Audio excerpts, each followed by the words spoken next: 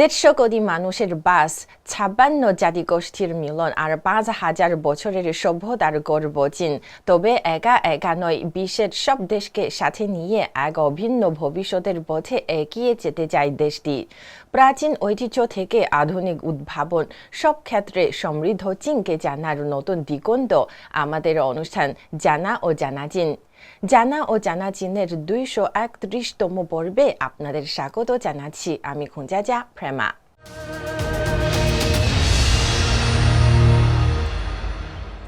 চীনের কুনমিংয়ে চমকালো আয়োজনে উদযাপিত হয়েছে বাংলাদেশ দিবস।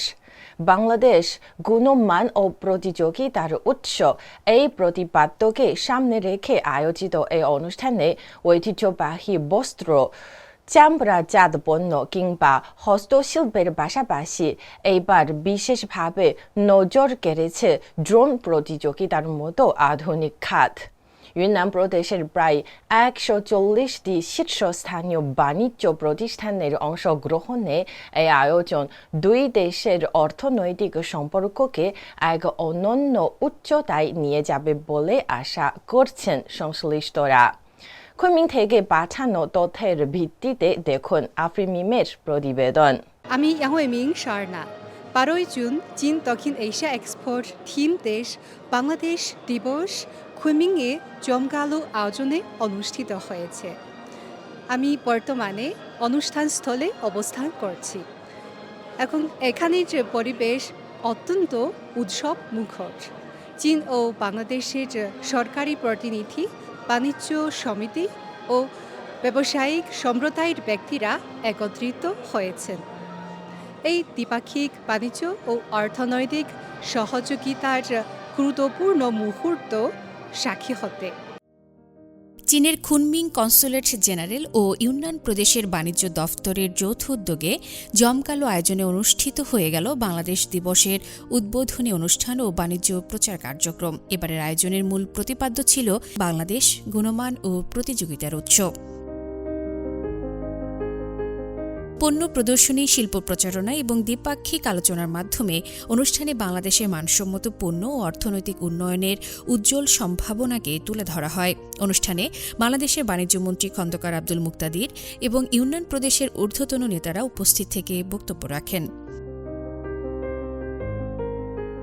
এই আয়োজনের মূল লক্ষ্য হল ইউনান ও বাংলাদেশের মধ্যে বাণিজ্যের পরিধি আরও বাড়ানো, বস্ত্র, কৃষিপণ্য, চামড়াজাত পণ্য এবং হস্তশিল্পের মতো গুরুত্বপূর্ণ খাতে দ্বিপাক্ষিক সহযোগিতা জোরদার করা এবং সাপ্লাই চেইন সংযোগ ও নতুন বিনিয়োগের পথ সুগম করা।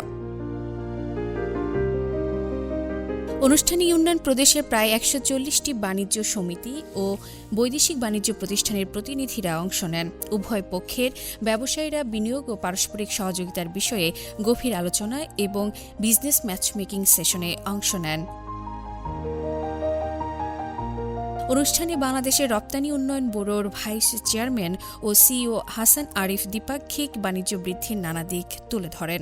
100-র বেশি বাংলাদেশি উদ্যোক্তা, রপ্তানিকারক এই মেলাতে এবার তাদের বিভিন্ন রকম পণ্য নিয়ে এসেছেন।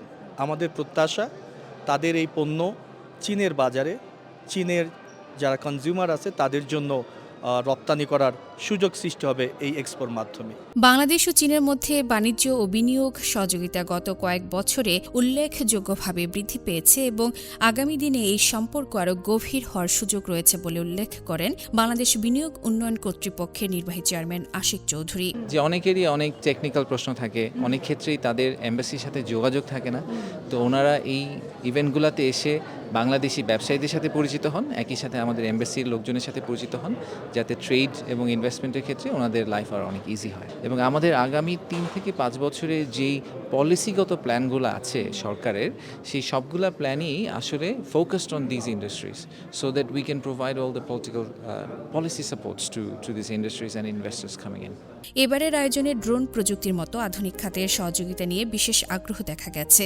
Flying tiger hump enterprise company লিমিটেডের চেয়ারম্যান জু চিউন খুন এই খাতে বাংলাদেশের সঙ্গে কাজ করার তীব্র ইচ্ছা প্রকাশ করেন। আমাদের একটি ড্রোন প্রশিক্ষণ কেন্দ্র রয়েছে, যা আমরা ইউনান প্রদেশে 10 বছরের বেশি সময় ধরে গভীরভাবে পরিচালনা করে আসছি। নিম্ন উচ্চতার অর্থনীতির ক্ষেত্রে আমরা পণ্য গবেষণা ও উন্নয়ন, উৎপাদন, প্রশিক্ষণ এবং বিক্রয়োত্তর সেবাসহ সম্পূর্ণ চেইন পরিষেবা প্রদান করতে সক্ষম। কৃষি ও জরুরি উদ্ধার ইত্যাদি ক্ষেত্রে আমাদের প্রয়োগের অভিজ্ঞতা অত্যন্ত সমৃদ্ধ। আমরা আশা করি আমাদের এই অভিজ্ঞতা বাংলাদেশের নিম্ন উচ্চতা অর্থনীতি শিল্পের উন্নয়নে ভূমিকা রাখতে পারবে। সংশ্লিষ্টরা মনে করছেন এই সফল আয়োজনের মধ্য দিয়ে চীন ও বাংলাদেশের মধ্যে কেবল ঐতিহ্যবাহী পণ্যের বাণিজ্যই বাড়বে না, বরং ড্রোন ও আধুনিক কৃষি প্রযুক্তির মতো নতুন খাতের হাত ধরে দুই দেশের অর্থনৈতিক সম্পর্ক পৌঁছাবে এক অনন্য উচ্চতায়। আফরিন মিম, CMG বাংলা। চীনের সর্বাধুনিক প্রযুক্তিগত উদ্ভাবনের কয়েক ঝলক দেখা গেল চাংচুনে অনুষ্ঠিত আন্তর্জাতিক অপটো ইলেকট্রনিক্স এক্সপোতে। দেশ ও অঞ্চলের প্রায় 900 প্রতিষ্ঠান অংশ নেওয়া এই আয়োজনে সেমিকন্ডাক্টর, নির্ভুল অপটিক্স ও বাণিজ্যিক মহাকাশ প্রযুক্তি সহ বিভিন্ন খাতের শতাধিক নতুন উদ্ভাবন প্রদর্শিত হচ্ছে। বিশেষভাবে আলোচনায় রয়েছে উন্নত স্পেকট্রাল ইমেজিং চিপ, যা স্মার্টফোনের ক্যামেরায় আরও বাস্তবধর্মী ছবি তুলতে সহায়তা করছে। বিস্তারিত দেখব ফৈসল আব্দুল্লাহর প্রতিবেদনে।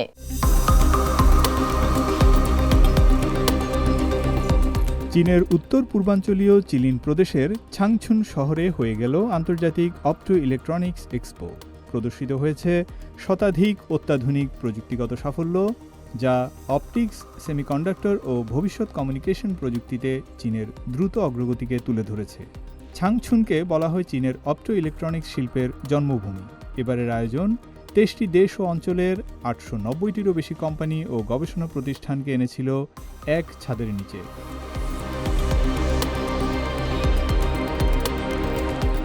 12 থেকে 14 জুন পর্যন্ত চলা এই আয়োজনে 10টিরও বেশি উচ্চ প্রযুক্তি খাত, যেমন সেমিকন্ডাক্টর, আলট্রা প্রিসিশন অপটিক্স এবং কমার্শিয়াল অ্যারোস্পেস উপস্থাপিত হয়েছে।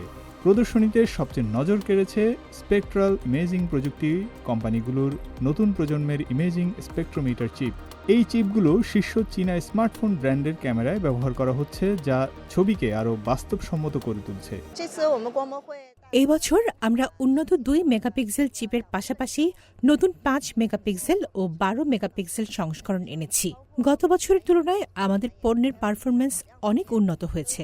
স্পেকট্রাল অ্যানালাইসিস ও ইমেজ রিকনস্ট্রাকশনে বড় অগ্রগতি হয়েছে। ছাংছুনের এই আয়োজনের পাশাপাশি অনুষ্ঠিত হয়েছে একটি আন্তর্জাতিক ফোরাম, যেখানে 8 শতাধিক বিশেষজ্ঞ অপটিক্যাল ইঞ্জিনিয়ারিংয়ের ভবিষ্যৎ নিয়ে আলোচনা করেছেন। চীন অনেক ক্ষেত্রেই খুব সক্রিয়। ফোরামে প্রদর্শিত উচ্চ নির্ভুল আয়না প্রযুক্তি সত্যি অসাধারণ। বিশেষ করে মহাকাশ ব্যবহারের জন্য এটি অত্যন্ত গুরুত্বপূর্ণ। অন্যদিকে চীনের হুবেই প্রদেশের উহান শহরের অপটিক্স ভ্যালি এখন বৈশ্বিক অপটো ইলেকট্রনিক্স শিল্পের অন্যতম কেন্দ্র। ফাইবার অপটিক্স ও সেমিকন্ডাক্টর প্রযুক্তির শক্তিশালী ভিত্তির উপর দাঁড়িয়ে এখানে ইলেকট্রনিক্স খাতের মুনাফা এক বছরে 12 গুণ পর্যন্ত বেড়েছে। এই অঞ্চলে অবস্থিত চীনের সবচেয়ে বড় অপটিক্যাল ডিভাইস উৎপাদন ও গবেষণা কেন্দ্র এখন মূলত উচ্চগতির ডেটা ট্রান্সমিশন প্রযুক্তি নিয়ে কাজ করছে, যা এআই ডেটা সেন্টার ও ক্লাউড কম্পিউটিংয়ের জন্য অত্যন্ত গুরুত্বপূর্ণ। হুয়াকং টেকের গবেষণাগারে বিজ্ঞানীরা সিলিকন ফোটোনিক্স প্রযুক্তি ব্যবহার করে নতুন প্রজন্মের অপটিক্যাল মডিউল তৈরি করেছেন, যা এখন সেকেন্ডে 1000 গিগাবিট পর্যন্ত ডেটা ট্রান্সফার সুবিধা দিচ্ছে। বিশেষজ্ঞরা জানালেন, প্রযুক্তি উন্নয়নের এই যাত্রা দীর্ঘমেয়াদী গবেষণার ফল। এই যুগে প্রযুক্তির পরিবর্তন এখন এক দশক নয়, বরং 1 বছরের মধ্যেই নতুন প্রজন্মে পৌঁছে যাচ্ছে। ফয়সাল আব্দুল্লাহ, CMG বাংলা। সক্রিয় ও মর্যাদাপূর্ণ পার্থক্যের নতুন দৃষ্টান্ত গড়ে তুলেছে চীনের সাংহাইয়ের সাংগাং কমিউনিটি। এখানে প্রবীণদের জন্য একই ছাদের নিচে খাবার, স্বাস্থ্যসেবা, ব্যায়াম, পাঠাগার ও সামাজিক কর্মকাণ্ডের ব্যবস্থা করা হয়েছে। এতে প্রবীণরা উপভোগ করছেন স্বাচ্ছন্দ্যময় ও আনন্দময় জীবন। দ্রুত বয়স্ক জনসংখ্যা বৃদ্ধির প্রেক্ষাপটে এই সমন্বিত সেবা মোটকে চীনের প্রবীণ সেবা ব্যবস্থার একটি সফল উদাহরণ হিসেবে দেখা হচ্ছে। বিস্তারিত লুৎফর কবিরের প্রতিবেদনে।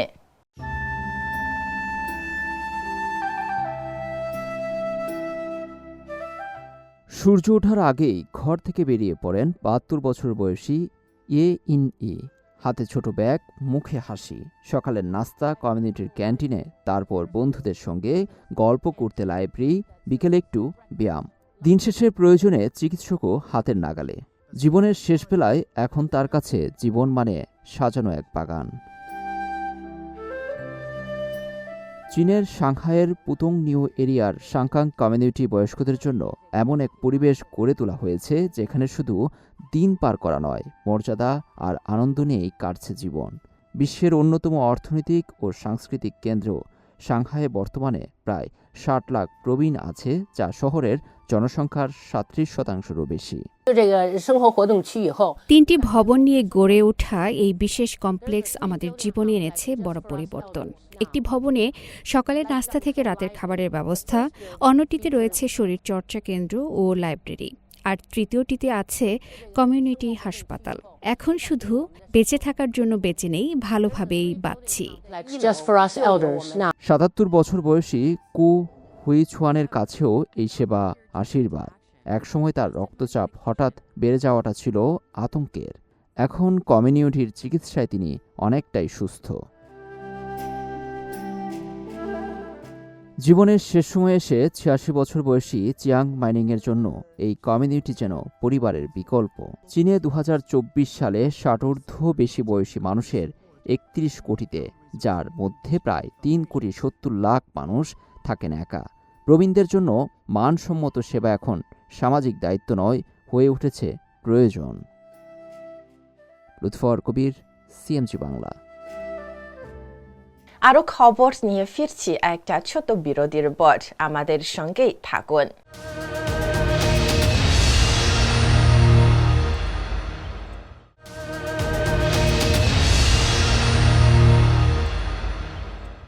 বিরতির পর আবারও স্বাগত জানা ও জানা চীনে। উত্তর চীনের ইন্নার মঙ্গোলিয়ার বিস্তীর্ণ তৃণভূমিতে ন্যায় বিচার পৌঁছে দিতে প্রতিদিন দীর্ঘপথ পাড়ি দেন বিচারক বাইয়ংশং। আদালত ভবনের বাইরে কখনো খোলা প্রান্তরে, কখনো দূরবর্তী পশুপালক পরিবারের কাছে গিয়ে শুনানি পরিচালনা করেন তিনি। ৮,০০০ বর্গ কিলোমিটারেরও বেশি এলাকা জুড়ে বছরে নিষ্পত্তি করেন শত শত মামলার। চীনের প্রত্যন্ত অঞ্চলে ন্যায় বিচার পৌঁছে দিতে পায়ের এই অক্লান্ত প্রচেষ্টায় বিচার ব্যবস্থার প্রতি স্থানীয়দের আস্থা হয়েছে আরও শক্তিশালী। আফরিমিমের আরেকটি প্রতিবেদনে।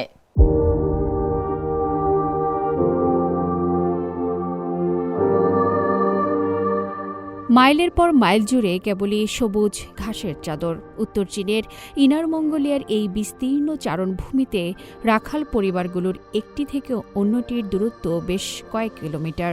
ভৌগোলিক দূরত্বের কারণে সহজে শহরের আদালতে পৌঁছাতে পারেন না এখানকার বাসিন্দারা, কিন্তু এই দূরত্বকে বাধা হতে দেননি চ্যালোট ব্যানার পিপলস কোর্টের বিচারক পাই ইয়ংশেন। আইন স্কুল পাশ করার পর আদালতের এজলাসে বসার যে স্বপ্ন তিনি দেখেছিলেন, বাস্তব জীবন তাকে নিয়ে গেছে এক অনন্য মাত্রায়। ৮,০০০ বর্গ কিলোমিটারও বেশি বিস্তৃত এক বিশাল এলাকা জুড়ে প্রতিদিন ছুটে বেড়াতে হয় এই বিচারককে। সম্প্রতি ১০,০০০ ইউয়ান বা প্রায় ১,৫০০ মার্কিন ডলারের একটি ছোট বিরোধ মেটাতে ২.৫ ঘণ্টা গাড়ি চালানোর পর গাড়ি চলাচলের অনুপযোগী দুর্গম পথ পায়ে হেঁটে পাড়ি দেন বিচারক পাই ও তার দল। খোলা আকাশের নিচেই বসে আদালত, যেখানে মামলার ফি ছিল মাত্র ২৫ ইউয়ান। অনেক সময় ছোটখাটো সমস্যাগুলোকে অবহেলা করলে তা পরবর্তীতে বড় আকার ধারণ করতে পারে। তাই আমাদের মূল লক্ষ্য হল ছোটখাটো বিষয়গুলো যেন গ্রামেই সমাধান হয়ে যায়। আর বড় সমস্যাগুলোর জন্য অন্তত শহরের মধ্যেই মিটিয়ে ফেলা সম্ভব হয়। টাকা বা মামলার অঙ্কের দিক থেকে এগুলো ছোট মনে হলেও সাধারণ মানুষের জীবনের শান্তি রক্ষায় এর গুরুত্ব অনেক। বছরের পর বছর ধরে চলা এই দীর্ঘ যাত্রায় শত শত মামলা সামলান তিনি। কখনো পায়ে হেঁটে, কখনো পাহাড়ি নদী পেরিয়ে, আবার কখনো ঘোড়ার পিঠে চড়ে পৌঁছান বাদীর আঙিনায়। সবচেয়ে বড় কৌশল হলো কাজের সময় নিজেকে শুধু একজন বিচারক হিসেবে না ভেবে সাধারণ মানুষের অংশ ভাবা। যখন আপনি তাদের জীবনের সাথে মিশে যাবেন, তখন তাদের মধ্যকার সম্পর্কের জটিলতাগুলো সমাধান করা অনেক সহজ হয়ে যায়।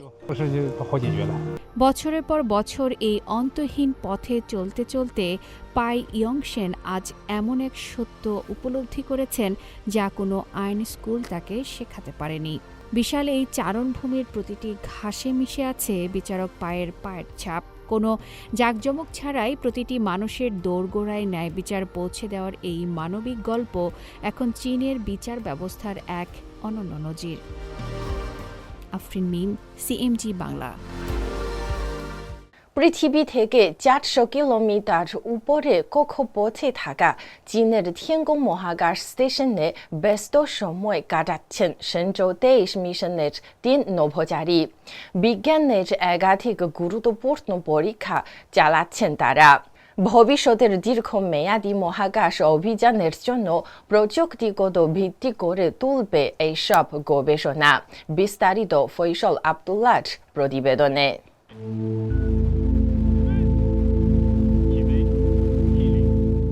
চীনের তিয়ানগং মহাকাশ স্টেশনে পৌঁছানোর 3 সপ্তাহের মধ্যেই শেনচৌ 23 মিশনের নভোচারীরা একাধিক গুরুত্বপূর্ণ বৈজ্ঞানিক পরীক্ষা নিরীক্ষা সম্পন্ন করেছেন।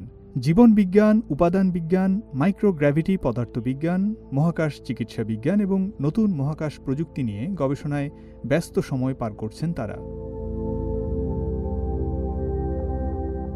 শেনচৌ 23 মহাকাশযানের 3 নভোচারী চু ইয়াংচু, চাং চি ইউয়ান এবং লাই খা ইং গত 25 মে তিয়ানগংয়ে পৌঁছান। গত 3 সপ্তাহে তারা বেশ কয়েকটি গুরুত্বপূর্ণ বৈজ্ঞানিক গবেষণা সম্পন্ন করেছেন। এর মধ্যে অন্যতম হল কোষ বিজ্ঞান ভিত্তিক গবেষণা। নভোচারীরা কোষের নমুনা পর্যবেক্ষণ, সংগ্রহ এবং সংরক্ষণের কাজ সম্পন্ন করেছেন। মহাকাশ স্টেশনের বিশেষ গ্লাভ বক্স ব্যবহার করে তারা এমন একটি গবেষণার জন্য নমুনা সংগ্রহ করেন যেখানে মহাকাশে জৈবিক ফেজ সেপারেশন কিভাবে লিপিড বিপাকক্রিয়াকে প্রভাবিত করে তা বিশ্লেষণ করা হবে। বিজ্ঞানীরা আশা করছেন এই গবেষণা মাইক্রোগ্র্যাভিটি পরিবেশে যকৃতের কোষের বিপাকক্রিয়ার আণবিক প্রক্রিয়া সম্পর্কে নতুন তথ্য দেবে এবং দীর্ঘমেয়াদী মহাকাশ অভিযানে ফ্যাটি লিভার প্রতিরোধে সম্ভাব্য চিকিৎসা উদ্ভাবনে সহায়তা করবে। এছাড়া নভোচারীরা মহাকাশ বিকিরণ, জীববিজ্ঞান বিষয়ক পরীক্ষার জন্য স্টেশনের বাইরে স্থাপিত পরীক্ষণ যন্ত্রের 4র্থ পর্যায়ের ইনস্টলেশন সম্পন্ন করেছেন। এই প্রক্রিয়ায় কৃত্রিম এনজাইম, ব্যাকটেরিয়া এবং উদ্ভিদের বীজ সহ 3 ধরনের নমুনা 5 মাসের জন্য উন্মুক্ত মহাকাশ পরিবেশে রাখা হয়েছে। এর মাধ্যমে জীবনের উৎপত্তিতে সহায়ক উপাদান, অণুজীবের অভিযোজন এবং উদ্ভিদের জিনগত পরিবর্তনের উপর মহাজাগতিক বিকিরণের প্রভাব বিশ্লেষণ করা হবে। ফয়সাল আব্দুল্লাহ, সিএমজি বাংলা। দক্ষিণ পশ্চিম চীনের ইউনান প্রদেশের আরইউয়ান কাউন্টির জলাভূমিগুলোতে বিরল পাখির সংখ্যা উল্লেখযোগ্যভাবে বেড়েছে। প্রজনন মৌসুমে সেখানে দেখা মিলছে চীনের প্রথম শ্রেণীর জাতীয় সুরক্ষাপ্রাপ্ত গ্লসি আইবেস এবং দ্বিতীয় শ্রেণীর সুরক্ষাপ্রাপ্ত কটন পিগমি গুজের মতো পরিযায়ী পাখির। অন্যদিকে ইন্নার মঙ্গোলিয়ার ছোয়ুয়ান জাতীয় জলাভূমি পার্কে সম্প্রতি ধূসর সারস পরিবারের এক মনোমুগ্ধকর দৃশ্য ধরা পড়েছে, যেখানে মা বাবা সারস তাদের ছোট ছানাদের সঙ্গে শান্তভাবে ঘুরে বেড়াচ্ছিল।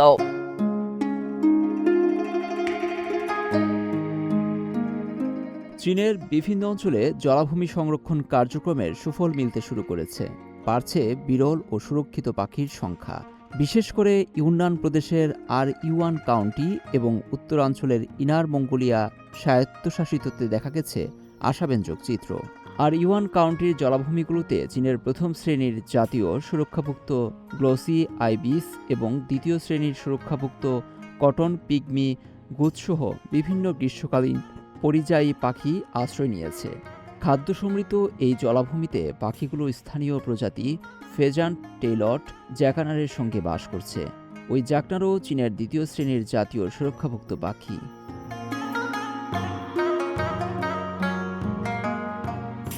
কার্যকর পরিবেশ পুনরুদ্ধার প্রকল্পের ফলে আর ইউয়ান কাউন্টিতে জলাভূমির পরিমাণ বেড়ে প্রায় 4,586 হেক্টরে পৌঁছেছে।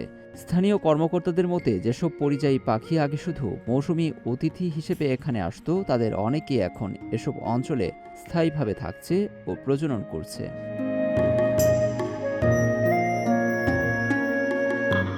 অন্যদিকে ইনার মঙ্গোলিয়ার ছাও ইউয়ান জাতীয় জলাভূমি উদ্যানে সম্প্রতি ধরা পড়েছে ধূসর সারস পরিবারের এক বিরল ও হৃদয়স্পর্শী দৃশ্য।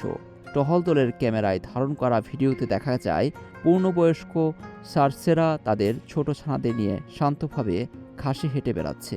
নরম বাদামি পালকে ঢাকা সারস ছানাগুলো টলমল পায়ে হাঁটছে বাবা মায়ের পেছনে।